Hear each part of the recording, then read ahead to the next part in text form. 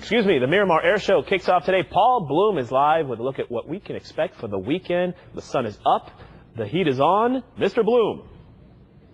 We're doing all this in the pre-dawn hours, and now we're out here having fun. It is going to be such a great air show. The stands are all set up. Behind us right over here are all the different VIP areas. Companies, large corporations rent these huge tents, and they set up folding chairs, and there'll be thousands of people in here, and in each one of those tents is going to be really good eats and buffets and things like that. That's where the people really go in there and have fun. And the rest of you are going to be able to come in, though, and bring a small bottle or a small cooler with some bottles of water and things like that. And we just said the Blue Angels, they towed each one of these planes out just a few minutes ago. The Angels, you've seen them in the sky over San Diego. They came into town yesterday, and the people who live up in the northern part of the city were watching them just fly overhead and practice. They had some charity fundraisers yesterday. And with us over here is Matthew Gregory. He's a lieutenant with the U.S. Marine Corps, and he's part of a fleet of public information officers wrangling the media here. I think there's probably like 25 or 30 public information officers here. There's a couple of us, yes. Yeah. And what are you looking forward to this weekend? Have you worked the air show before? I have. This is not my first air show. It's been about 5 years since I've been back. I really enjoy watching the Patriots fly. I love the Blue Angels. You know, they're the big tickets here, and I really enjoy them just as much as everybody else. And the fact is, this is going to be more of a full show this year. The sequestering kind of messed things up last year, but with the Angels back and everything else, what warnings do you have for people who are coming out here? Well, obviously the heat's going to be a real big issue this weekend, so we're asking anyone that's going to come out here, drink plenty of water, wear some comfortable shoes because there's a lot of walking, and just kind of be aware what that could do to your body.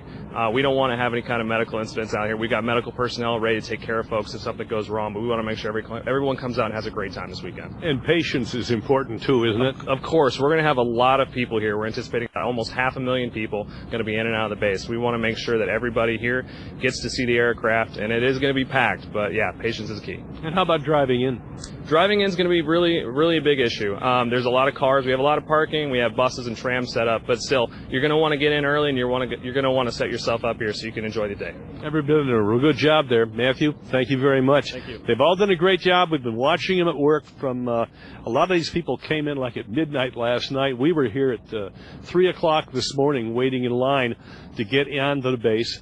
And now it's all getting ready to start. Pretty soon we'll have the new the stunt flyers will be coming in. All the people who take part in this air show, not just military, but all kinds of civilian air show type acts going on. And of course, there's a huge midway outside of these tents and outside the grandstands, a midway with all kinds of food, all kinds of souvenirs, everything you could possibly want. There's somebody out there with a cockpit of a glider on a trailer, giving you an idea of what it's like to sit inside a glider aircraft, and they're selling rides in those things up in the East County. So it's going to be a big, good time, and we look forward to this air show every year because it's so much fun.